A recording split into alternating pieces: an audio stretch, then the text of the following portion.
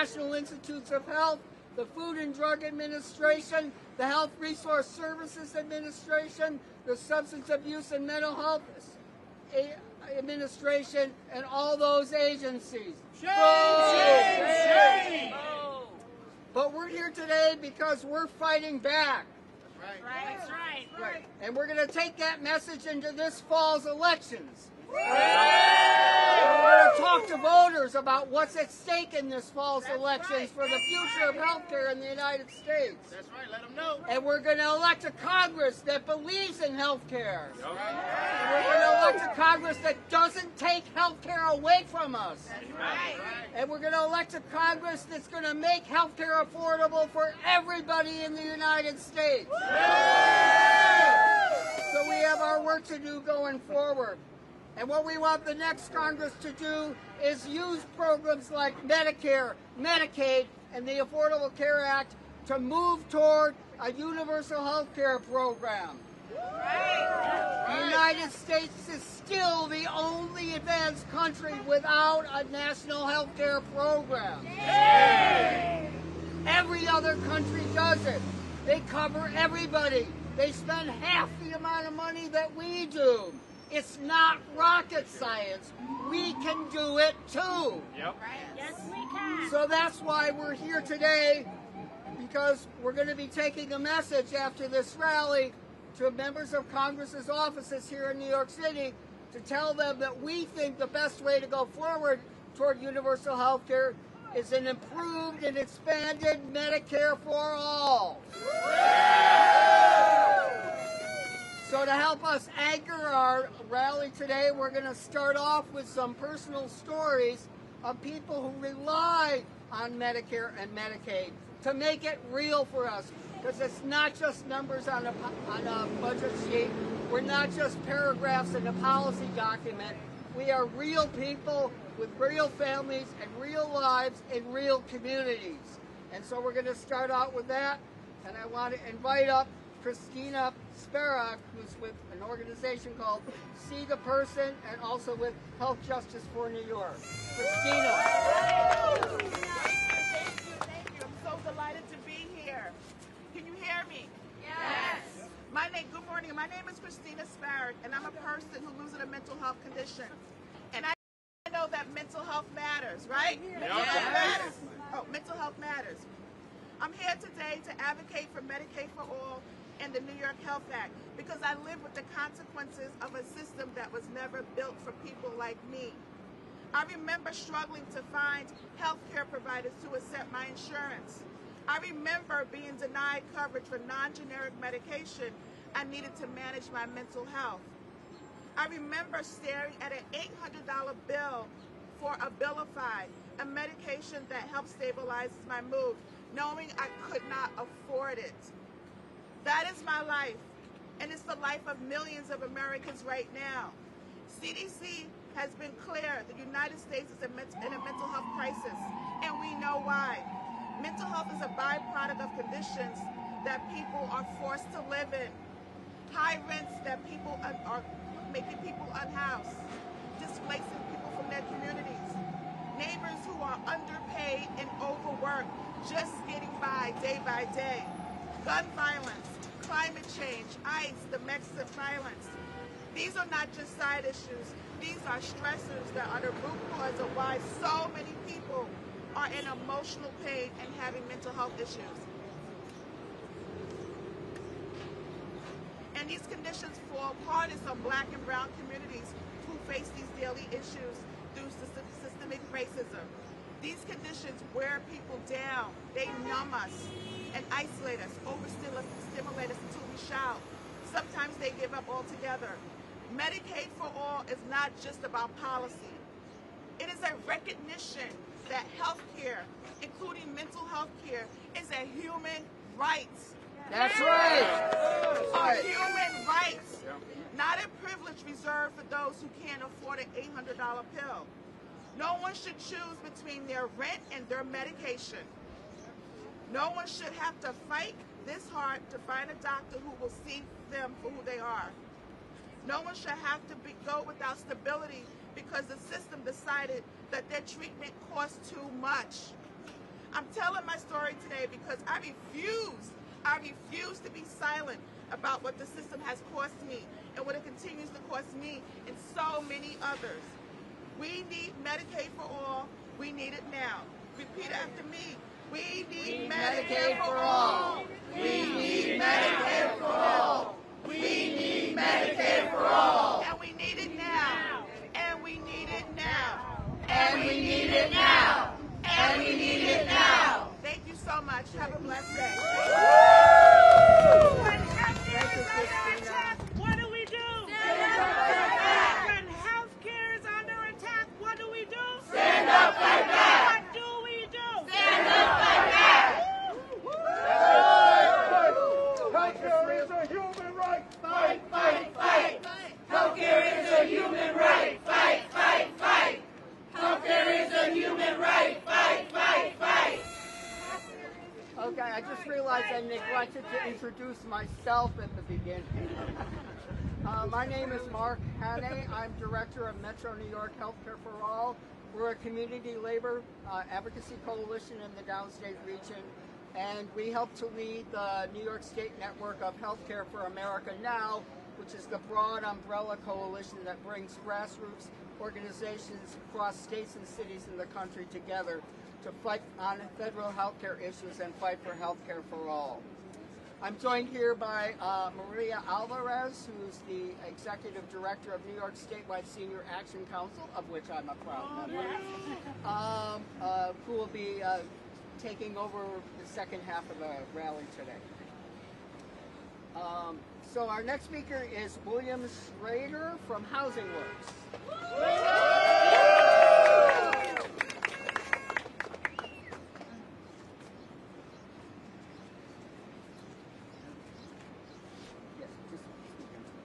Morning and greetings. Speak up. Speak up. Can everybody hear me? Yeah. And happy birthday, Medicaid. Yeah. I'm a 55-year-old male. I spent most of my life building this city, and I always took comfort and security knowing that if anything else happens, no matter what, there's always Medicaid, there's always that safety net. And as we see, it's eroding more and more every year. I am currently without Medicaid, I'm unemployed, and I'm struggling with homelessness and addiction, that gift that they gave us during the opioid crisis. So I depend on medicine every day to live a full life, the best life I can have. And with Medicaid being cut, and my benefits not existing at the moment, I don't sleep well. I have to have that medicine daily, or my life is upside down. And there is no more security. You know, there's homelessness, food insecurity, and now we're dealing with health care being cut drastically.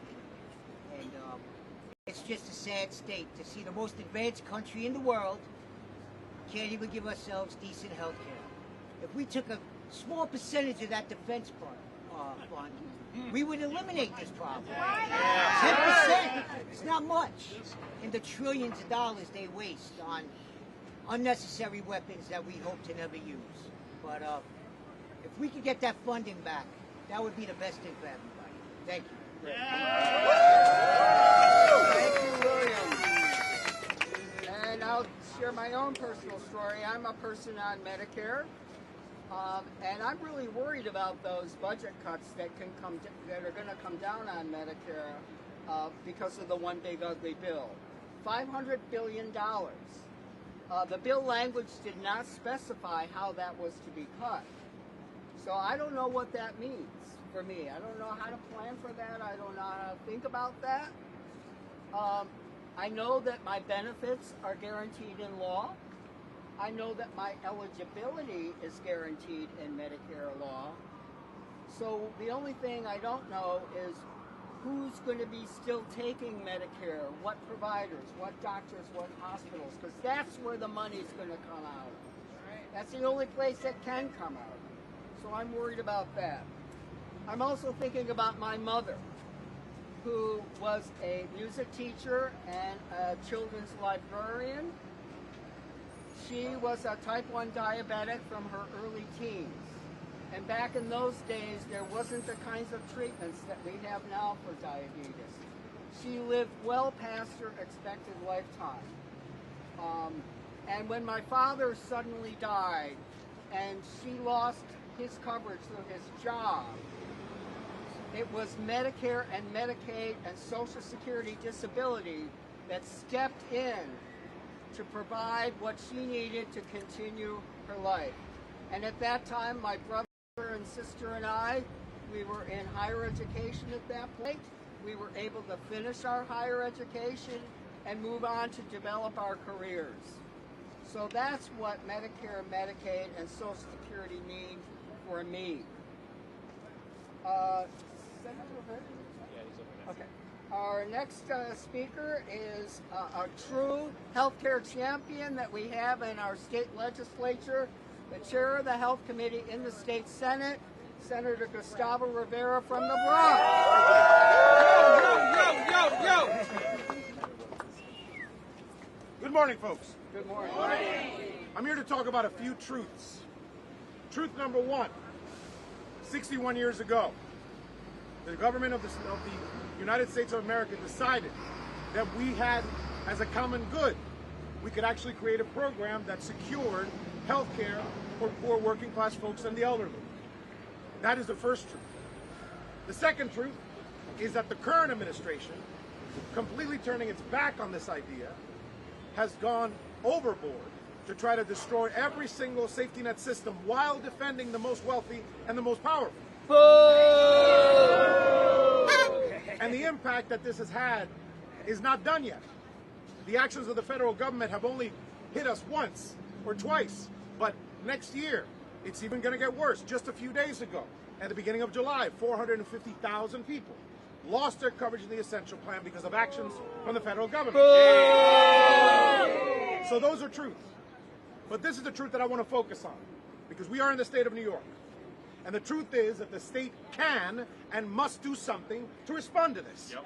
Yes. And it is not enough for folks who are in power to just say that the federal government is terrible, to say that Trump has been destroying healthcare access.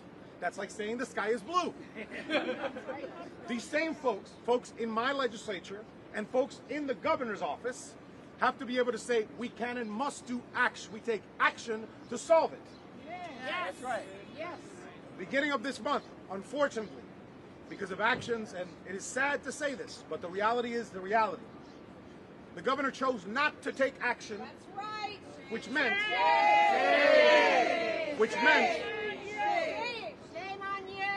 that 450,000 people indeed lose their coverage at the beginning of this month. We didn't have to let that happen. We could have acted on it. We still can. And certainly when we go back next year, many of us will continue to say this, that there are actions that the government, that the state must take. But then on top of that, and this is why we're here to say, the New York Health Act, which is a bill that I have sponsored for years, and all the folks behind me stand with me, because we believe that healthcare is a human right. We believe that it is an obscenity that this is the only country in the world where you can go broke because you get sick, and we accept it as a reality. So, it is indeed criminal. It is an obscenity and it is criminal. So, it is true that we're celebrating 61 years of the federal government doing the right thing. It is also true that we are sending all sorts of negative energy to this shameful administration that is actively destroying healthcare access, among so many other things, in our state and our country. But we're also saying that the state has a responsibility and an obligation to do more than it has done. So let's get the New York Health Act passed.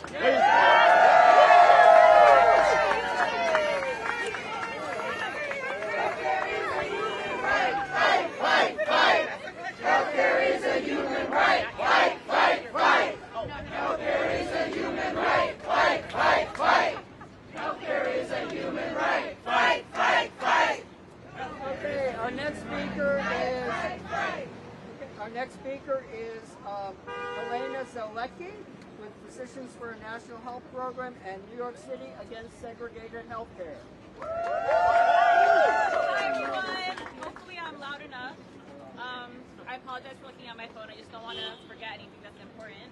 My name is Helena. I'm an organizer with Students for a National Health Program, Physicians for a National Health Program, and New York City Against Segregated Healthcare. and I'm a medical student at Mount Sinai. Over the past half decade, I have noticed day in and day out a difference in the care received by uninsured patients and patients on Medicaid compared to patients with commercial insurance. In college, I volunteered at a student-run free clinic. This student-run clinic was uninsured patients' only semblance of health care that was within reach. What did that care look like?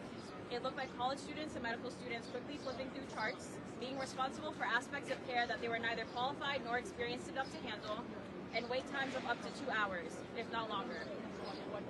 There are countless experiences that I can recall from my time there that still make me flinch. I remember a physician asking me, again a college student at the time, to single-handedly counsel a weeping patient on birth control options after we couldn't find her IUD, and also couldn't even tell her when we would have the imaging available needed to locate it. Things that would not occur in like a well-funded healthcare system or hospital. I remember labs being misplaced, a defunct sterilizer leaving instruments, surgical instruments, stained and dirty to the naked eye, this sterilizer being used on instruments that we were going to use on subsequent patients because we didn't have the funding to get a new sterilizer. Again, something that would not be allowed in a healthcare system, a well-funded healthcare system. I remember labs being misplaced. I remember seeing chief concerns for visits being post-procedural infection, or like a patient is concerned that they got an infection from an instrument or from our care. I remember seeing patients in literal tears because of the subpar quality of care they were receiving, and students also having panic attacks while on the shift because they were holding themselves responsible for the shortcomings of a profit-driven system that leaves so many people in our community without access to care and forces healthcare workers to choose between serving the privileged minority or working in under-resourced, subpar substitutes for insured healthcare. When I started medical school, I had so much anger and frustration with the idea of a student-run clinic being proposed as an adequate solution to people not having access to funded healthcare that I avoided my school student-run clinic like the plague. Instead, I put my efforts towards advocating for universal health care and the desegregation of care alongside countless other student organizers with Students for a National Health Program and New York City Against Segregated Health Care. Evan is one of those. He's right there. Okay. All right. Despite not being involved in our student-run clinic at Sinai, my surgery rotation at Elmhurst Hospital, a New York City public hospital in Queens, that is criminally underfunded and primarily serves uninsured and Medicaid patients, again confronted me with grotesque scenes of malpractice and subpar care. The large majority of these instances were due to the hospital not having the capacity to care for the volume of patients currently cut out of our for-profit system, not because the providers were bad people. Physicians had 1 hour to see 50-plus patients during morning rounds. I can still remember my preceptor pulling me aside to reprimand me because I could not bear to leave the bedside of a patient who suffered multiple crush injuries after being run over by a truck. She was mad at me that I didn't leave her and cut him off after he couldn't even get 2 full questions out. And she was upset because us leaving him, us staying would have meant leaving other people with like no capacity to see the team at all. The disaster that is the care uninsured patients receive, if they receive any care at all, is a crime. It results in death and disability. And as someone who went into healthcare to be a healer, it is unbearable to watch and do nothing about. We must call for healthcare for all and the abolition of our for-profit healthcare system. It can and will start here in New York and reverberate across all 50 states. Medicare for all! Medicare for all! Medicare for all! Stand up, fight back! Medicaid is under attack! What do we do? Stand up, fight back! What do we do? Stand up, fight back! What do we do? Stand up, fight back! Our next speaker is Dr. Shakira Kennedy with the National Association of Social Workers, the New York chapter. Good morning, everyone. I appreciate everyone coming out to support the birthday of Medicaid and Medicare. Yeah! To shine a light on this issue. You've heard the stats. There will be $1 trillion cut from Medicaid and Medicare. What does that mean to New Yorkers? Over 2 million New Yorkers will lose Medicare and Medicaid just this year. That is a problem.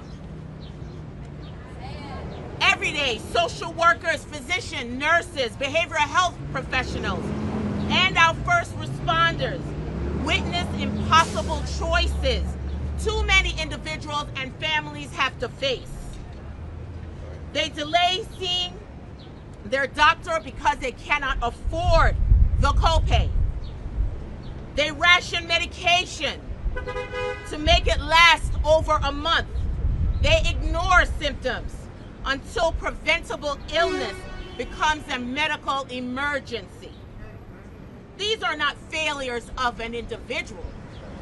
They're the failures of the system that too often the access to health care, employment, and income or circumstances has not been afforded.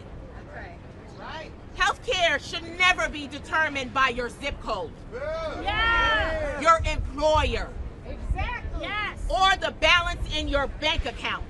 Yes. It is a basic human need and should be treated as a fundamental human right. In the words of my favorite entertainer, Cardi B, if legislators do not act, we need to give them the belt. And the belt is the voting ballot. Go out, utilize your right to vote, and vote them out. Thank you. And next we're going to have from Make the Road, Milda B. from Make the Road. Hola, hola. Hola, hola, buenos días. Buenos días.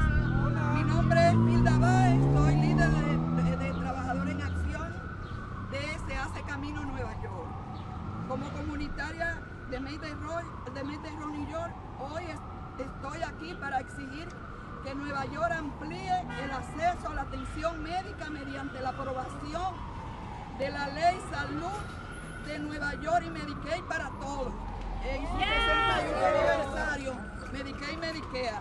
Como líder comunitaria, recibo muchas llamadas de mis amigos y mis amigas y de mi comunidad que están pasando muchas dificultades. Justo ayer me llamó una amiga con cáncer y le cortaron los servicios y otras amigas más, no solo ella. En mi comunidad está sucediendo eso en estos momentos. Le habían cancelado los servicios de SNAP y otros servicios. Ella necesita más apoyo. No le quiten esos beneficios vitales. Estoy en proceso de renovar mi Medicaid y me indigna saber que el próximo año tendremos que renovarlo 2 veces al año y que quizás tengamos que proporcionar aún más información y demostrar que merecemos, que tengamos que proporcionar aún más información, demostrar que merecemos atención médica. Estas son barreras burocráticas innecesarias que harán que más personas pierdan su cobertura médica, harán que pierdan todos otros servicios que son necesarios, porque ellos creen que no somos elegibles, sino porque el sistema dificulta mantenerla. Sabemos que esta es la intención de esta administración. Como persona mayor que vive con un ingreso fijo, no puedo permitir perder mi Medicaid. Vivo con enfermedades crónicas como diabetes, problemas del corazón y otros problemas de salud que requieren atenciones médicas constantes. Necesito citas médicas regulares para mantenerme sana. Nuestras comunidades necesitan más atención, apoyo de todos ustedes, no más obstáculos. Los neoyorquinos se enfrentan al aumento del costo de la vida, a los desalojos, a la crisis de salud mental y a la separación familiar. En lugar de dificultar la vida, nuestros líderes deberían garantizar que todos tengamos acceso a la atención médica y las necesidades básicas. La atención médica es un derecho fundamental, es un derecho humano. Necesitamos que nuestros líderes neoyorquinos abran el camino aprobando la ley de salud para todos en Nueva York y luchando por un sistema de salud universal, Medicare para todos, Medicare para todos, para que cada uno pueda vivir con salud y dignidad. Medicaid es un derecho fundamental. ¡Sí se puede! ¡Sí se puede! ¡Sí se puede! Muchas gracias. Buenas tardes. Hi everybody, my name is Luisa and I'm going to be interpreting Nilda's testimony. Good morning everyone, my name is Nilda and I'm a community leader with Make the Road New York. I'm here today to demand that New York expand access to health care by passing the New York Health Act and Medicare for All. As a community leader, I received many calls from community members who are struggling. Just yesterday, I received a friend who called about cancer. She told me her SNAP benefits had been terminated. She needs more support, not less. Not these lifeline benefits being taken away. I'm in the process of renewing my Medicaid and knowing that next year we may need to renew Medicaid 2 times a year and may need to provide even more information to prove that we are worthy of health care makes me angry. These are unnecessary bureaucratic barriers that will cause more people to lose their health care, not because they are ineligible, but because the system makes it difficult for them to keep their coverage. We know that this is the intention of this administration. As a senior living on fixed income, I cannot afford to lose my Medicaid. I live with chronic health conditions, including diabetes, heart disease, and others that require ongoing medical care. I need regular doctor's appointments to keep myself healthy. Our communities need more care and more support, not more obstacles. New Yorkers are struggling with the rising cost of living, facing evictions, experiencing mental health crises, and being torn apart by family separation. Instead of making life harder, our leaders should be ensuring that everyone has access to health care and basic necessities. Health care is a human right. We need our New York leaders to pave the way by passing the New York Health Act and for fighting for Medicare for all so that all New Yorkers can live life with dignity and justice. Sí se puede. Sí se puede. Sí se puede. Sí se puede. Sí se puede. Thank you. So we've heard from many different people who are affected by all of these changes, but we also are very, very lucky to have our state senator who covers east of Manhattan, Queens, northern Brooklyn. I don't know how you do it. And I'm her constituent. So, bringing to you Kristen, this is Senator Kristen Gonzalez. Human right. Fight, fight, fight. Healthcare is a human right. Fight, fight, fight. Healthcare is a human right. Fight, fight, fight. Thank you all so much for being here. How are we feeling today? It is really an honor. My name is Kristen Gonzalez. I am the state senator in this district. I represent Bellevue Hospital that we are standing in front of. Shout out to Bellevue. Bellevue is a public hospital. Bellevue doesn't turn people away. It takes people with all types of coverage. And it sets a standard that when we fund our public institutions, we can get real people care. Yes. And that's important because I think our government has forgotten who it serves. Right. It should not be a radical idea that as legislators, we should believe that each and every one of our constituents deserves to live, deserves to have health care, deserves not to go bankrupt simply because their health bills are too high. Yes. It should not be radical or controversial that we pass bills like the New York Health Act, that we fund the 450,000 New Yorkers that have lost their health care, or that we continue to fund our public institutions. And yet, President Trump and our federal administration is the exact opposite. We have seen a fascist administration that is more interested in funding bombs than funding the people who live in this country. We have a federal administration that somehow has the money, the billions of dollars to fund rogue ICE agents to kill our neighbors on the street, but not pay for cancer treatment? A federal administration that has just cut over $900 billion from Medicaid.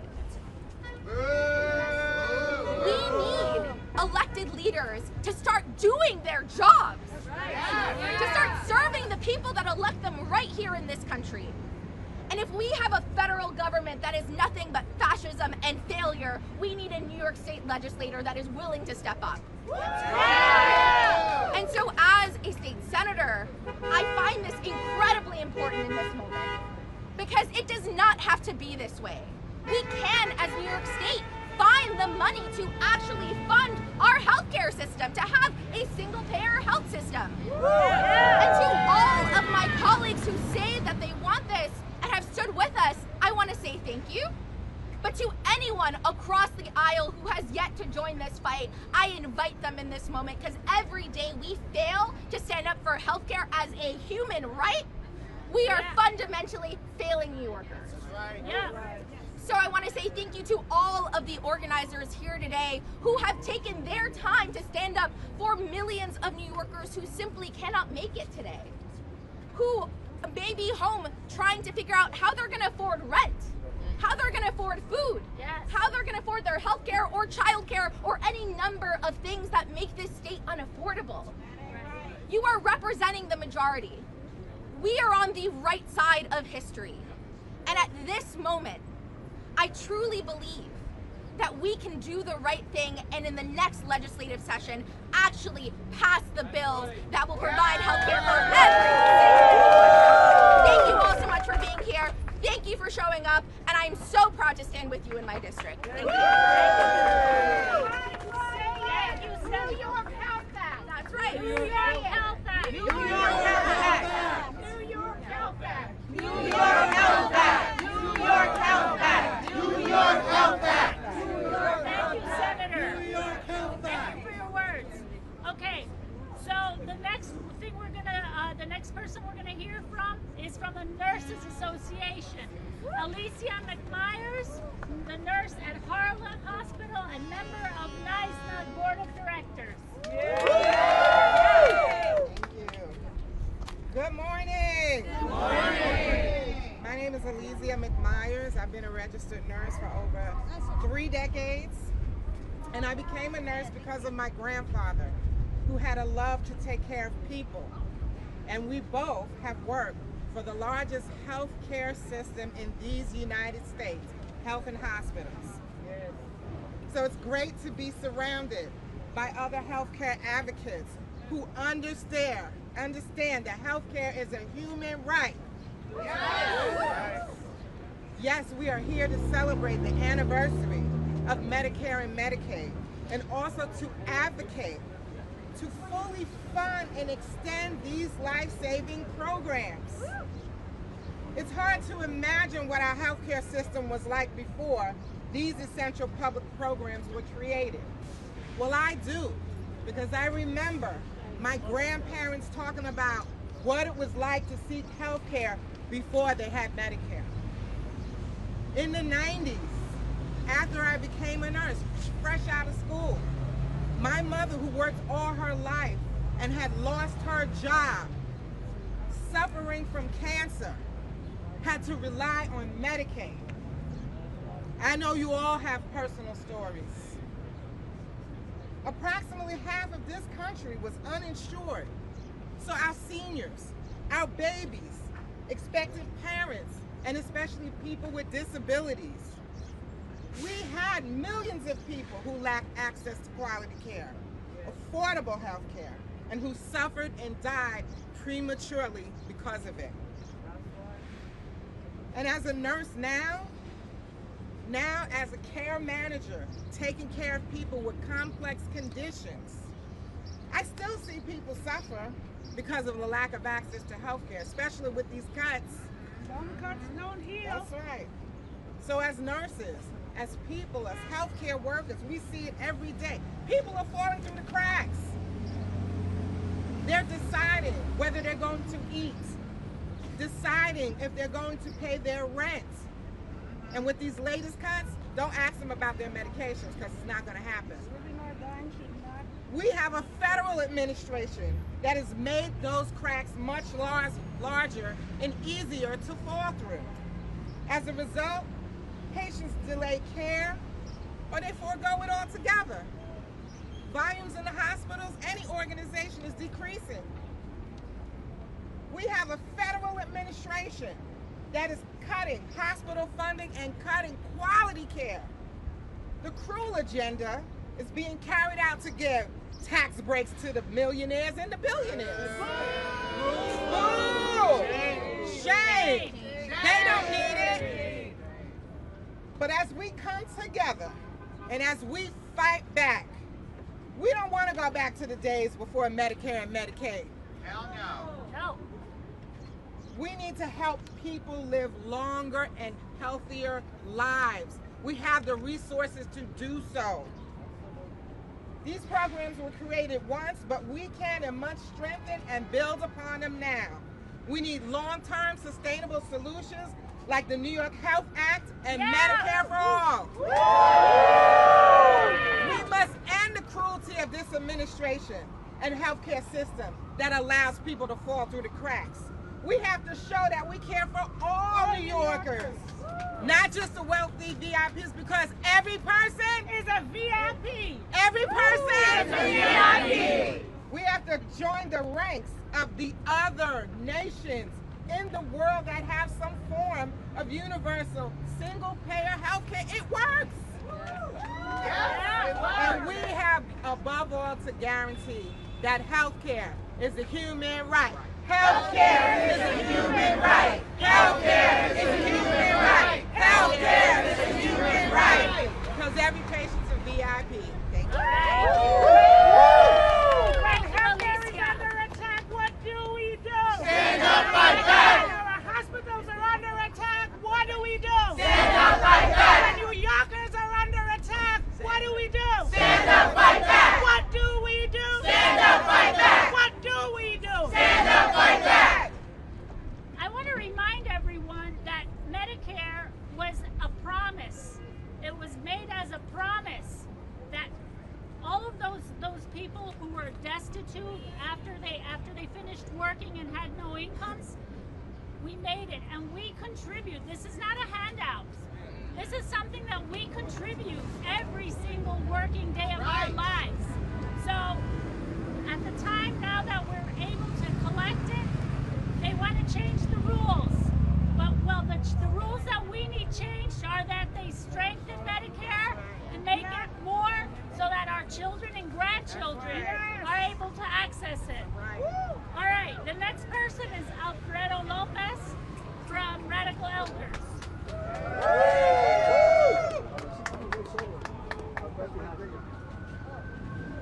I gotta speak from here. Oh, no, we need a mic. We need a mic. I'm sorry. I'm Alfredo Lopez, National Coordinator of Radical Elders. I'm here with Angel Roman, Ana Huerbe, who are members of Radical Elders. There's some of our members there among you. They can introduce themselves to you. Today we celebrate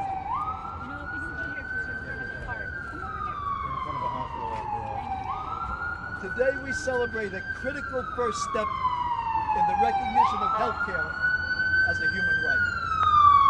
Our movements, the people who made this happen, must continue the fight to protect what's been created, which is now under threat, and expand it to what it should be, which is healthcare that's accessible to all, always for free. As elders, we fight for a full life that's productive and safe. That's our right. Yes. And it's the key to the singular contribution we can make to the entire society. But it's only possible with free, quality health care. So let this birthday be a day of commitment to finishing the job we began 61 years ago.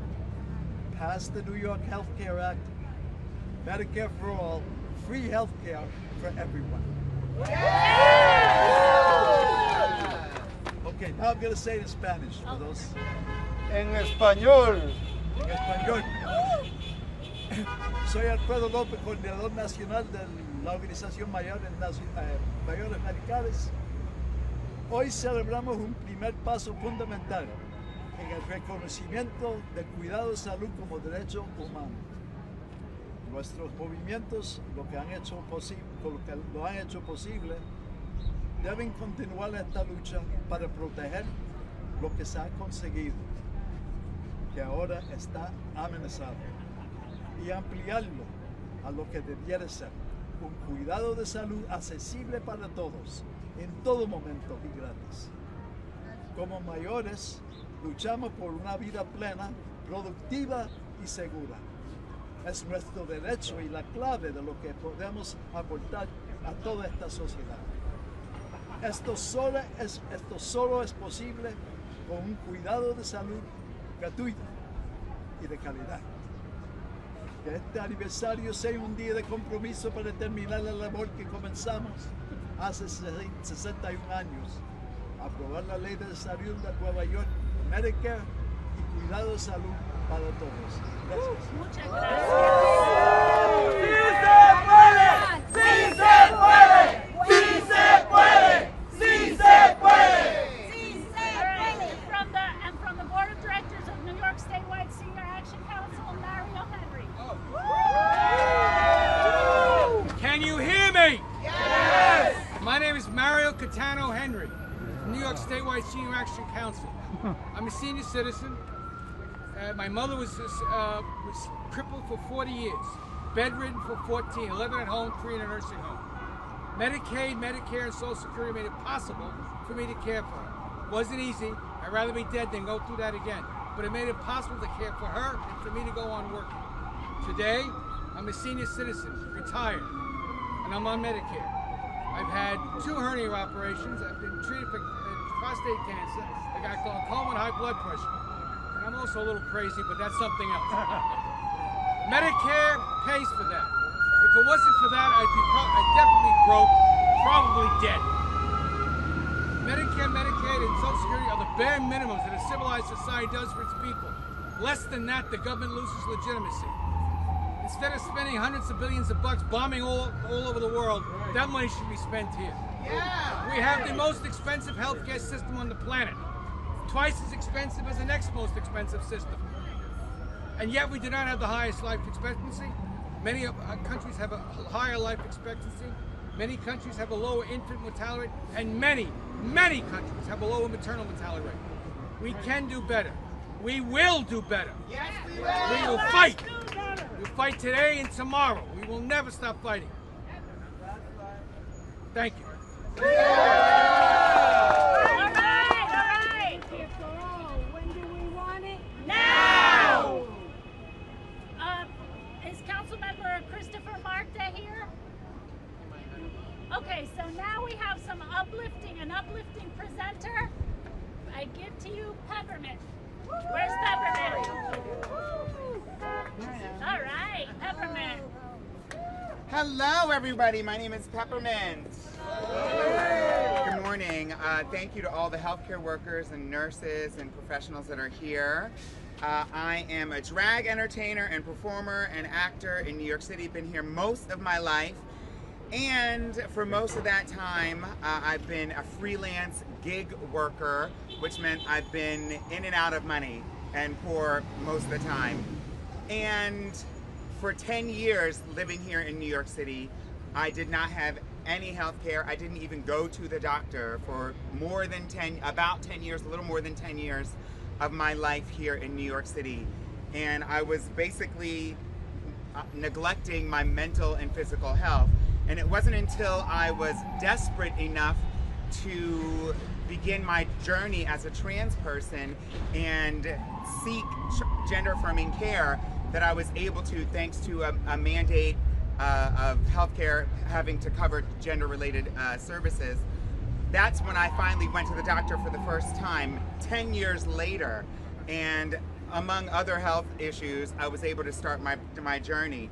And it's really important that people understand in this message, amongst all of the attacks on the trans community, that people know that gender affirming care is health care.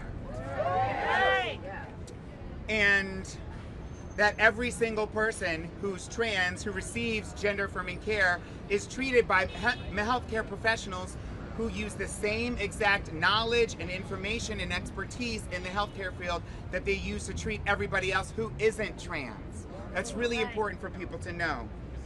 I sought gender affirming care not to become somebody new, but to match who I already am. And gender affirming care can be life-saving.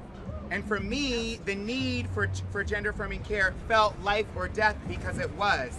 So after 10 years of no doctor, suddenly healthcare became a red line for me. It was non-negotiable. I was desperate, and I would have gone anywhere and done anything in order to get it. And many trans people do. So today we still have trans people that struggle to get the same services that many other people who are cisgender or not trans can access with not much trouble. And it's so wild to see that trans military bans are happening because trans people are trying to access hormones in the military, then to turn around and see a campaign by our military to give hormones to the military after banning trans people. So when people are happy and healthy, they can function in a society that asks or even demands of them to serve and fight and work for a living and pay taxes and even go shopping. So why does healthcare need to be a last resort for so many people? Why does healthcare have to be life or death? It's because corporations have teamed up with every political party to create a barrier between most people and what every single human needs, which is health. Now corporations and elected officials can make money off of your desperation. And there seems to be no end to the amount of money that they want to make. So they use AI to determine whether or not a person deserves health care. I lived in NYC most of my life, and for the past 6 months, we've seen that things can be better and government can work for the people regardless of how much money they have, regardless of their identity. Being trans should not be a reason to exclude people from healthcare. It should be a reason, yet another reason, why we all see that we all deserve it. Everybody should be able to get what they need from healthcare, and there's more than enough to go around. We can see that because our elected officials have voted to steal money from our pockets that was already paying for healthcare to send money overseas and bomb people and provide tax breaks to billionaires. And the same corporations and CEOs that pollute the environment, hoard resources and pump chemicals into our food and turn around and charge us more money for the food that's making us sick in the first place. In a country with the highest levels of heart disease, we are just a couple of years out of a pandemic. And in the richest country in the history of the world, we are in the middle of a psychospora outbreak, which I've never even heard of, and some other damn outbreak that's affecting the beef, and people are sick and shitting themselves because they can't even get medical coverage, yet medical debt is the #1 reason why most people go bankrupt in this country to begin with. Healthcare is a human right, and there's been a lot of things and a lot of reasons to distract us over the past, I don't know, dozen, 10, 20, 30 years. But now that life has become so much more shitty in this country, that is so expensive and more costly and more dangerous for the average person, we want what we deserve, which is our health care and the ability to be healthy and happy. And our elected officials, you've been playing games, and I hope you took pictures with your partnerships with all these insurance companies and corporations, because that time is over. We are coming for what we want, and we will get it, and we will. If you're standing in the way, you better watch out, because you will be out of a job. You were sent there by us to represent us, and if you haven't been doing that, you better take pictures, because the time is up. I hope you enjoyed your time, because we are putting people in office who will make laws to make sure that people like you can never serve again. Healthcare is what we have been paying for. It is what we will take. It is our right. Healthcare has nothing to do with the system. Healthcare belongs everywhere that a human being is, and we are human. Thank you.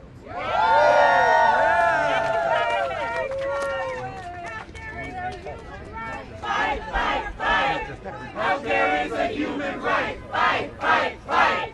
Healthcare is a human right. Fight, fight, fight. Healthcare is a human right. Fight, fight, fight.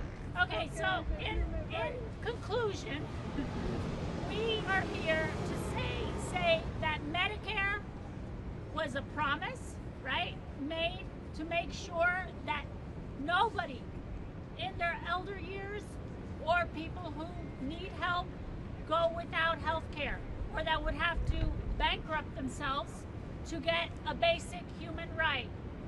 The other thing is that as we age, New York City has more people 65 and over than younger people. So it's a reality that Medicare needs to be strengthened and passed down to everybody, all of the generations, which is why we also want the New York Health Act. Yes. So make sure you reach out to your elected officials. Remember that the elections are in November and that we need to make this one count. All right, have a great day, everyone. Can we get one photo before folks head out? If you can gather around, kind of cluster in. We'd love to get a group photo all together. Nice job with that light. I was so jealous. What did I think of that? And kind of fill in behind, maybe, and hold your signs up high. Or low, depending on where you are in the crowd. Okay.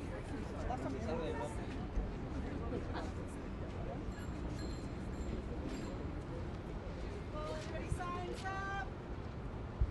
Everybody say single payer. Single payer. Medicare for all. Medicare for all. Healthcare is a human right. Healthcare is a human right. Not just for the rich and white. Not just for the rich and white. All right, thank you all. ¡Se puede! ¡Sí se puede! ¡Sí se puede! ¡El pueblo unido jamás será vencido! ¡El pueblo unido jamás será vencido! ¡El pueblo unido jamás será vencido! The people united will never be defeated. The people united will never be defeated. The people united will never be defeated.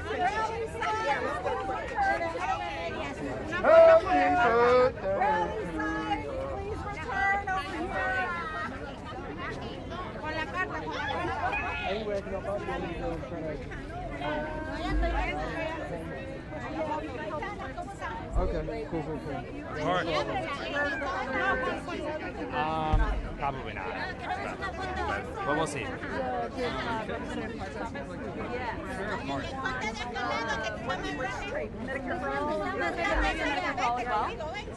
Love it. Thank you so much.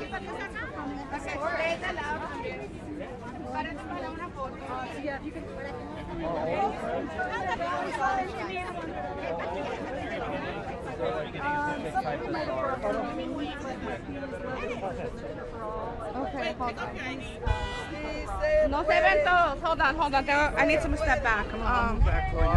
Thank you. Okay. Aquí. 1, 2 fotos, 3. Y ahora un video. Sí se puede, ¿ok? 1, 2, 3. ¡Sí se puede! ¡Sí se puede! ¡Sí se puede! ¡Sí se puede! ¡Sí se Queremos puede! cobertura médica. ¿Ok? ¿Qué queremos? Cobertura médica. ¿Qué queremos? ¡Cobertura médica! ¿Qué queremos? ¡Cobertura médica! ¿Y cuándo? ¡Ahora! ¿Y cuándo? ¡Ahora! ¿Y cómo? ¡Luchando! ¡Creando poder popular! ¡Luchando! ¡Creando poder popular!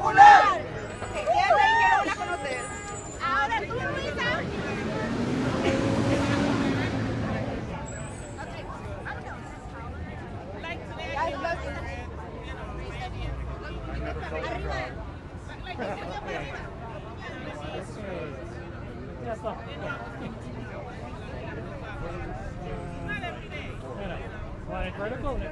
That's fine. Thank you so much. Thank you.